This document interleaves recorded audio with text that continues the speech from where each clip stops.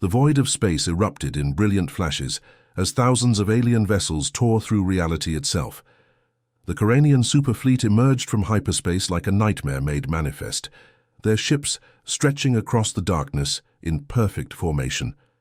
Each vessel gleamed with the cold light of distant stars, their hulls crafted from metals that had never touched Earth's soil. Admiral Veltar watched the primitive blue planet through his command display, his 4 eyes studying the pathetic defenses that orbited the world. His reptilian features twisted into what passed for a smile among his kind. The humans had barely managed to crawl beyond their own atmosphere, yet here they were, scattered across their solar system like insects believing themselves masters of the cosmos.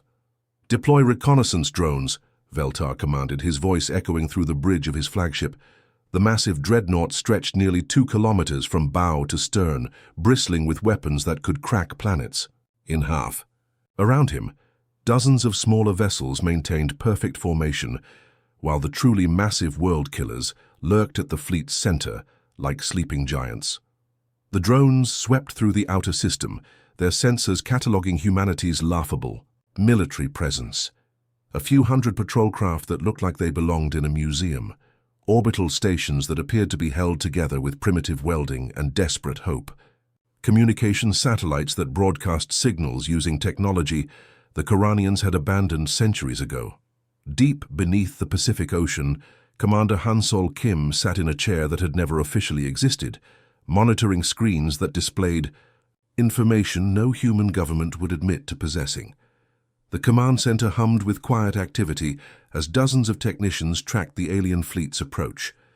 The facility itself was a marvel of engineering, carved from solid rock and shielded by technology that made the surface world's most advanced computers look like pocket calculators. "Standard invasion protocol," Kim reported to his superior, his fingers dancing across holographic displays that responded to his thoughts as much as his touch. They're broadcasting surrender demands in 17 different languages. Fascinating how they always assume we'll understand their terms. Admiral. Lee Dongwu stood behind Kim's station, his weathered hands clasped behind his back. The old man had spent 40 years preparing for this moment, ever since humanity's deep space monitoring stations had first detected the Coranian Empire's expansion pattern. His grey hair and lined face told the story of decades spent in preparation. For a war most humans didn't even know was coming. "Their fleet composition," Lee asked quietly.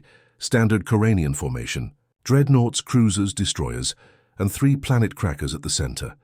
Approximately 10,400 vessels total. They're following the same pattern they used against the Altarians and the Centauri colonies." Lee nodded grimly. The Altarians had lasted 6 hours against a similar fleet. The Centauri colonies had managed 8 hours before their worlds were reduced to radioactive dust. Both civilizations had made the same mistake of revealing their true capabilities too early, allowing the Coranians to adapt their tactics.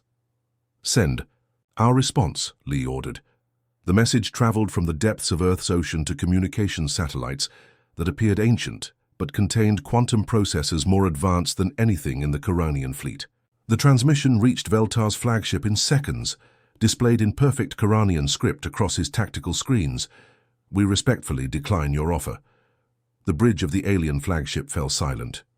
Veltar's subordinates exchanged glances, their scaled faces showing confusion. In 300 years of conquest, no species had ever responded to their surrender demands with such casual politeness. Most civilizations either begged for mercy or launched desperate attacks. This simple refusal was unprecedented. Veltar's mandibles clicked together in what his species considered laughter. These humans were either incredibly brave or impossibly stupid. Given their primitive technology, he suspected the latter. The blue world below them showed no signs of advanced civilization. Their cities were small, their orbital infrastructure minimal, their military forces practically non-existent. "Prepare the fleet for standard planetary assault," Veltar commanded. "We'll crush their orbital defenses first, then commence surface bombardment. I want this conquest completed before the next solar cycle." His tactical officers began issuing orders to the vast armada, weapon systems that could vaporize continents powered up with mechanical precision. Launch bays opened to reveal fighter craft that moved through space like hungry predators. The planet crackers at the fleet center began charging their primary weapons, massive devices that could split worlds apart from core to crust. Unknown to the Coranians, their every move was being monitored by sensors that had been watching them since they first entered the solar system. Hidden throughout the asteroid belt, disguised as mining equipment and research stations, humanity's true defensive network tracked the alien fleet with perfect precision. Each ship was catalogued, its weapons identified, its tactical capabilities analyzed and filed away for future reference. The trap was set. The prey had arrived. Now all that remained was to see how long the Coranians would survive their encounter with a species that had spent centuries preparing for this exact moment. The greatest military deception in human history was about to begin, and the aliens had no idea they were already dead. The Coranian fleet moved through Jupiter's orbit like predators stalking prey, their massive ships casting shadows across the gas giant's swirling storms. Admiral Veltar felt confident as his scouts reported back on the pathetic human defenses scattered throughout the outer system. Ancient mining platforms drifted between asteroids, their solar panels cracked and their hulls showing decades of wear from cosmic radiation. "Primitive automated systems," sneered his tactical officer, studying the energy readings. "These installations are barely functional. Their power output is laughable." What the Coranians couldn't see was Commander Park Ji-hoon sitting 300 meters beneath Europa's ice sheet, his command center hidden in a facility that had taken 30 years to construct. The chamber around him buzzed with activity as holographic displays showed the alien fleet's every movement. His operators monitored systems that extended throughout the outer solar system, watching through sensors disguised as space debris and communication relays. "Scouts approaching Grid 7, reported Lieutenant Choi Soo-jin from her station. Her fingers moved across controls that connected to weapon systems the aliens couldn't even detect. Each mining platform they dismissed as obsolete contained enough firepower to level entire cities, all hidden behind carefully maintained facades of rust and neglect. Park nodded calmly. "Activate outer perimeter defenses. Show them what human engineering really looks like." The first Coranian scout ship approached what appeared to be a broken mining platform near Io's orbit. The vessel's sensors detected nothing threatening about the ancient-looking installation. Its hull was scarred by micrometeorites, its solar arrays looked decades old, and its power signature barely registered on their instruments. Then the platform began to unfold. What had seemed like damaged hull plating suddenly split apart with mechanical precision. Hidden sections rotated and extended, revealing crystalline weapon arrays that pulsed with contained energy. The transformation took less than 3 seconds, turning a supposedly defunct mining platform into a weapon of incredible power. The coherent energy beam that lanced out was unlike anything in Coranian military doctrine. It didn't explode the scout ship or melt its hull. Instead, the alien vessel simply ceased to exist, its molecular structure unraveled at the quantum level. Where a 200-meter warship had been, only empty space remained. "Scout 7 is not responding," reported the communications officer on Veltar's flagship. "We've lost telemetry completely." Similar scenes played out across the outer system as dozens of mining platforms revealed their true nature. Each installation that the Coranians had dismissed as obsolete transformed into a deadly weapon system. The humans had spent generations perfecting the art of deception, making their most advanced technology look like abandoned junk. Captain Yoon Mina coordinated the defensive grid from her position deep within Ganymede Station. The facility looked like a simple research outpost from the outside, but its interior contained command systems that could manage thousands of hidden weapons simultaneously. Her tactical display showed alien scout ships vanishing one by one as they encountered humanity's outer defenses. "Grid sectors 4 through 9 are fully active," she reported through quantum-encrypted channels. "Enemy scouts are being eliminated with 0 human casualties." The Coranian advanced scouts found themselves in a nightmare scenario. Their formation, leaders vanished without warning, their ships simply disappearing from tactical displays. Emergency transmissions flooded the command frequencies as panic spread through their ranks. Impossible energy signatures detected. One scout captain managed to broadcast before his ship met the same fate as the others. Recommend immediate withdrawal from... His signal cut to static. Another scout tried to warn the fleet. These humans possess technology that violates our understanding of physics. The weapon systems are... The transmission ended abruptly as another mining platform unfolded its hidden arrays. Admiral Veltar watched his tactical display in growing horror as red icons representing his scouts began disappearing.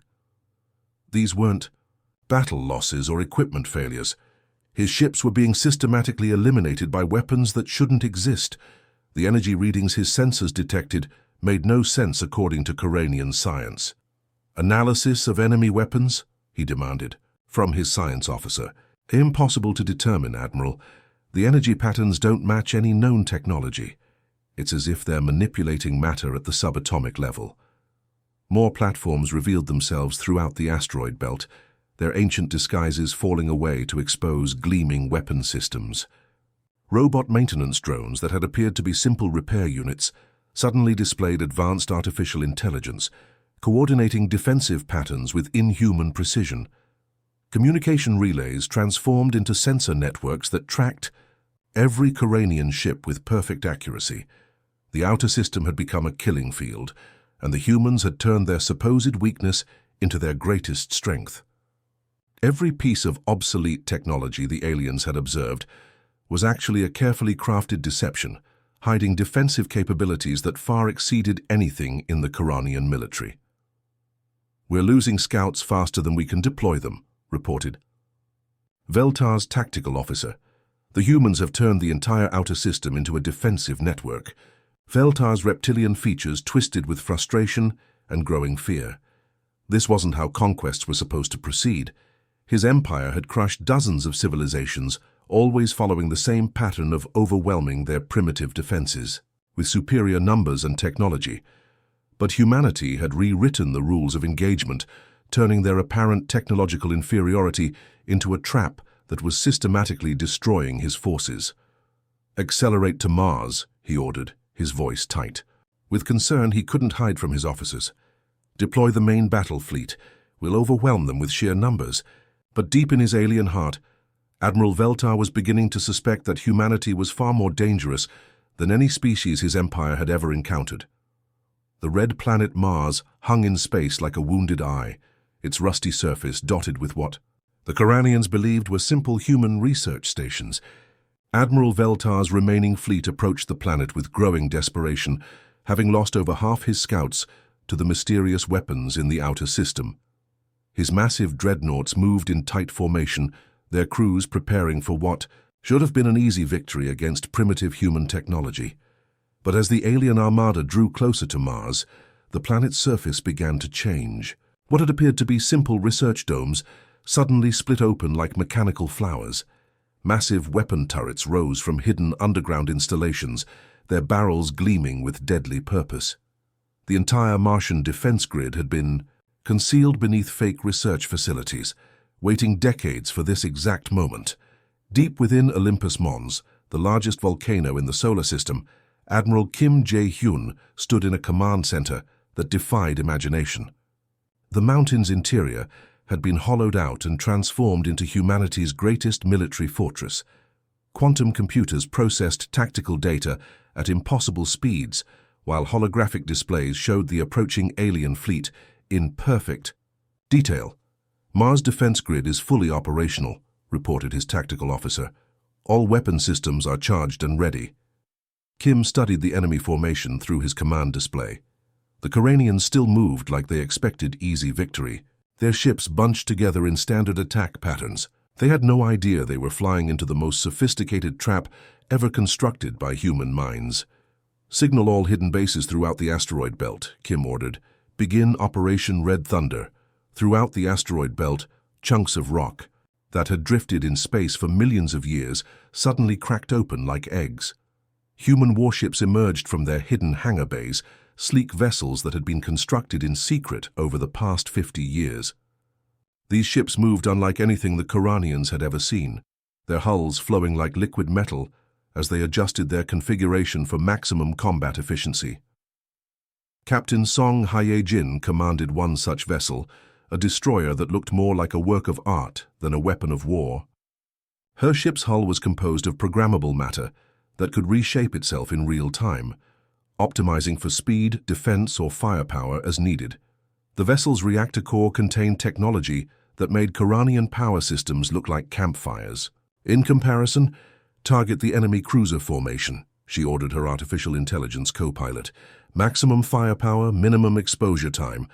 Her destroyer accelerated to impossible speeds, its hull rippling as it reconfigured for attack mode. The ship's main weapon was a quantum disruptor that could tear apart the fundamental forces holding matter together.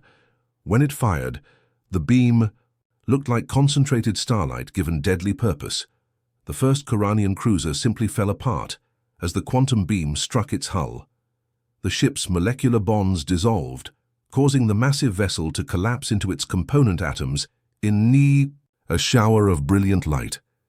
The second cruiser tried to return fire, but Song's destroyer had already shifted its hull configuration to become nearly invisible to enemy sensors. Admiral Veltar watched in horror as his finest warships were destroyed by human vessels that seemed to dance through space like living things. Each human ship moved with impossible grace, their hulls flowing and shifting as they adapted to combat situations in real time. His tactical officers couldn't even target them properly because the human vessels kept changing their energy signatures and physical configurations. "How many human ships are we facing?" Veltar demanded. "Sensors detect at least 300 vessels, Admiral, but the numbers keep changing. Their ships appear to be multiplying or merging with each other." What the Koranians were seeing was humanity's most advanced military technology in action. The human warships weren't just individual vessels, but parts of a networked consciousness that could combine their firepower or split apart as needed. When two human destroyers merged together, they became a heavy cruiser. When that cruiser divided, it became 4 fighters that moved with perfect coordination. Lieutenant Nam Tai-ho coordinated the asteroid belt defenses from his hidden command post inside what appeared to be a simple mining asteroid. His screens showed Koranian battle formations dissolving as they encountered humanity's true military might. Each alien ship that entered the asteroid field was systematically hunted down by human vessels that seemed to appear from nowhere and vanish just as quickly. "Sector 7 is clear," he reported. "Enemy battle group eliminated with 0 human casualties." Proceeding to intercept remaining forces, the Koranian fleet found themselves fighting an enemy that broke every rule of space combat. Human ships appeared from impossible angles, struck with devastating precision, then vanished before return fire could be targeted. Some human vessels seemed to phase in and out of reality itself, using technology that violated the aliens' understanding of physics. Admiral Veltar's desperate transmissions to Koranian High Command grew increasingly frantic as his fleet disintegrated. Around him, "Request immediate reinforcement. Human capabilities far exceed all intelligence reports. They possess technology that should not exist." The response from his superiors was cold and dismissive. "Continue the assault. Primitive species cannot possess advanced weaponry." But Veltar knew the truth. These humans weren't primitive at all. They had deliberately concealed their true capabilities, allowing the Koranian Empire to believe Earth was an easy target. Now his entire invasion fleet was paying the price for that deception. The Mars defense grid opened fire with weapons that made the outer system's platforms look like toys. Beams of pure energy lanced out from hidden installations across the planet's surface, each shot precisely targeted to maximize damage to the alien fleet. Koranian dreadnoughts that had conquered entire star systems were torn apart in seconds by weapons that seemed to manipulate reality itself. The surviving alien ships, barely a tenth of the original fleet, fled toward Earth with their formation completely broken and their morale shattered. Behind them, the red planet Mars revealed its true nature as humanity's forward military base, bristling with defensive systems that could have stopped 10 times as many invaders. The Koranians had wanted to test human resolve. Instead, they had discovered that humanity had been preparing for this war for generations, and the aliens were hopelessly outmatched. The battered remains of the Coranian Superfleet limped toward Earth's moon like wounded animals seeking shelter. Admiral Veltar stood on what remained of his flagship's bridge, watching through cracked viewports as Luna grew larger in their approach. His once mighty armada had been reduced to fewer than 1,000 ships, their hulls scarred and their crews demoralized by the devastating losses at Mars. "At least the moon appears defenseless," muttered his tactical officer, studying the pale grey surface through damaged sensors. "No energy signatures, no weapon installations, just the primitive lunar colonies we detected earlier." Veltar nodded grimly. Perhaps they could establish a foothold on Luna and regroup before attempting to crack Earth's orbital defenses. The blue planet hung tantalizingly close, its surface showing the lights of human cities that seemed blissfully unaware of the alien threat approaching their world. But as the Coranian fleet drew within weapons range of the moon, something impossible began to happen. The lunar surface itself started to move. Massive sections of the moon's crust slid apart with mechanical precision, revealing that the satellite's entire outer shell was artificial. What had appeared to be natural rock formations and ancient impact craters were actually camouflaged hull plating that had concealed the moon's true nature for generations. The celestial body that humans had gazed upon for millennia was not a natural satellite at all, but the greatest fortress ever constructed. Deep within Luna's core, General Park Min-Soo stood in a command center that stretched for kilometers in every direction. The facility was a marvel of human engineering, carved from solid bedrock and filled with technology that represented centuries of secret development. Holographic displays showed the alien fleet's approach, while quantum computers calculated firing solutions with impossible precision. "Open communications to the Coranian fleet," Park ordered, his voice carrying absolute authority. It's time they understood what they're truly facing. The transmission reached Admiral Veltar's flagship on all frequencies, broadcast with power, levels that should have been impossible for the moon's apparent technology. The voice that spoke was calm and measured, carrying the weight of absolute confidence. "Admiral Veltar, this is General Park Min-Soo of the Lunar Defense Command. We wish to inform you that Earth has been aware of the Coranian hegemony's expansion pattern for quite some time. Every piece of technology you observed during your approach was deliberately chosen to appear primitive and outdated." Veltar's blood turned cold as the implications hit him. The humans had been deceiving his empire from the very beginning, presenting a facade of technological inferiority while hiding their true capabilities. Commander Lee So-young monitored the alien fleet's movements from Lunar Base Alpha, one of dozens of command centers hidden throughout the moon's interior. Her tactical displays showed the Coranian ships trapped in a perfect killing field, their escape routes blocked by human forces that had been waiting in concealment for this exact moment. Stealth ships that had been invisible to alien sensors suddenly became visible, surrounding the enemy fleet like wolves circling wounded prey. "Fleet movement is restricted to designated approach vector," she reported to General Park. "All escape. Routes have been sealed. The enemy is completely contained." Park's voice continued broadcasting to the stunned Coranian fleet. "We have been preparing for this encounter for over 2 centuries, Admiral. Your species' pattern of conquest was well documented by refugees from the Altarian system and survivors from the Centauri colonies. They managed to send us detailed intelligence about your tactics and technology before their worlds fell to your forces." The revelation struck Veltar like a physical blow. The Altarians and Centaurians hadn't been completely exterminated as his empire believed. Some had escaped and reached Earth, warning humanity about the Coranian threat and providing the intelligence needed to prepare for this invasion. As the lunar surface continued to unfold, weapon systems of incredible size and complexity were revealed. Massive energy cannons emerged from hidden bays, their crystalline focusing arrays pulsing with contained power. Missile launchers the size of city blocks rotated into firing position, loaded with warheads that contained technology beyond Coranian understanding. The moon itself had been transformed into a weapon platform that dwarfed anything in the known galaxy. "Your empire made a critical error in judgment," General Park's voice continued. "You assumed that a species' apparent technological level represented their actual capabilities.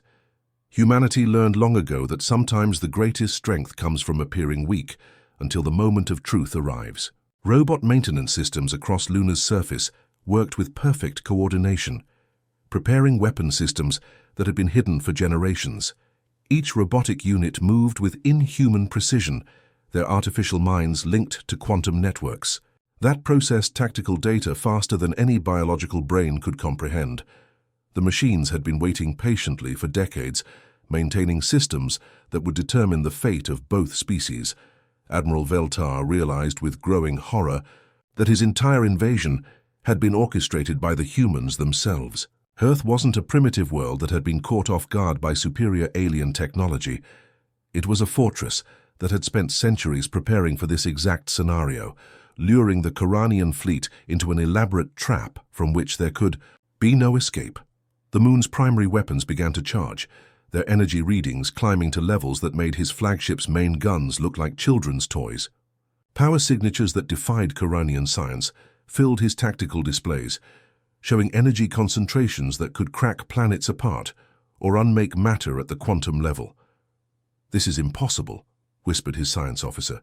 "The energy levels we're detecting exceed our theoretical maximums by several orders of magnitude." But it wasn't impossible. It was simply the result of human ingenuity applied to the problem of survival against overwhelming odds. Faced with the threat of alien conquest, humanity had done what it did best. They had prepared, planned, and built weapons that could ensure their species' continued existence. The trap was complete, and the Khoranian Empire's greatest fleet found themselves at the mercy of a species they had dismissed as primitive and weak. The lunar weapons fired with the fury of contained stars, their energy beams lancing through space like the judgment of gods. Admiral Veltar felt his flagship shudder as the first wave of human fire struck his remaining fleet. The bridge around him exploded in sparks and flame as systems overloaded from energy discharges that violated every law of physics his species. "Understood. Emergency transmission to High Command," he screamed over the chaos. His communications officer, bleeding from a head wound, frantically worked the controls as the ship's hull began to buckle under impossible forces. Veltar's final message crackled across the void toward the distant Khoranian homeworld. "Do not send reinforcements. Earth is not what we believed. They are not primitive. They are something far more dangerous than we ever imagined." A quantum disruptor beam struck his flagship's communication array, and the transmission dissolved into static. The Admiral's warning would never reach its destination in any recognizable form. Captain John Woo-Jin observed the battle's final moments from his concealed observation post on the dark side of Luna. Through quantum-enhanced optics, he watched as the last Khoranian vessels were methodically destroyed by human forces that moved with terrifying precision. Each alien ship was targeted and eliminated with clinical efficiency, their hulls torn apart by weapons that seemed to manipulate the fundamental forces of reality itself. "Sector 7 clear," reported one of his tactical officers. "No enemy vessels remaining in that grid." "Sector 12 eliminated," came another report. "Debris field is being processed by cleanup drones." The human fleet moved through space like a perfectly choreographed dance of death. Stealth ships that had remained, invisible throughout the battle, now revealed themselves, their hulls rippling with adaptive camouflage technology. Each vessel was equipped with matter converters that could break down alien wreckage at the molecular level, leaving no trace of the battle that would tell a coherent story to future investigators. Robot swarms emerged from hidden compartments. In the human ships, millions of microscopic machines that consumed every piece of Khoranian debris floating in space. The tiny robots worked with incredible speed, breaking down alien metal and technology into basic elements that were then absorbed into human manufacturing systems. Within hours, there would be no evidence that the massive alien fleet had ever existed. Weeks passed before Khoranian High Command grew concerned about their missing Superfleet. The Empire's most advanced long-range sensors probed Earth's solar system, searching for any trace of their 10,000 ships and their crews. They found nothing but empty space and the faint background radiation of distant stars. "Probe deeper," ordered the Khoranian Supreme Admiral from his command chamber on the Empire's capital world. A fleet that size cannot simply vanish without leaving some trace, but the searches revealed nothing. No wreckage, no distress signals, no evidence of battle. The massive armada that had been the pride of the Coranian military had disappeared as completely as if it had never existed. Some officials suggested that the fleet might have encountered a natural phenomenon, like a black hole or quantum storm, but the mathematics didn't support such theories. Commander Kang Ye-jin submitted her final report from Earth Defense Command, a facility hidden beneath the Himalayas that officially didn't exist. Her words were precise and clinical. Operation Solar Shield completed successfully. All hostile vessels eliminated with 0 human casualties. Debris fields sanitized according to protocol. Earth's defensive capabilities remain classified at the highest levels. The Human Defense Network began powering down its weapons and returning to standby mode. Throughout the solar system, installations that had revealed their true nature during the battle resumed their disguises as primitive mining platforms and research stations. The moon's surface sealed itself with mechanical precision, its weapon ports covered by artificial rock that was indistinguishable from the original lunar crust. Advanced holographic projectors activated across Lunar's surface, creating the illusion of ancient impact craters and geological formations that had never actually existed. To any observer, Earth's satellite appeared exactly as it had for millions of years, a simple, lifeless rock orbiting a primitive world. On Earth below, 7 billion humans went about their daily lives completely unaware that their species had just survived its greatest test. Children played in parks while their parents worked in offices, none of them knowing that alien weapons capable of cracking planets had been aimed at their world just days before. The secret of Earth's true defensive capabilities was maintained by a select few who had sworn oaths of silence that bound them until death. In the years that followed, whispers spread through the galaxy's various civilizations about the fate of the mighty Coranian Superfleet. Traders spoke in hushed tones about the Empire's greatest armada that had simply vanished without explanation. Military strategists studied the available data and came to disturbing conclusions about what might have befallen such a powerful force. New rule emerged among the starfaring species. Avoid the small blue world in the outer spiral arm. Some civilizations marked Earth's system as forbidden territory on their navigation charts.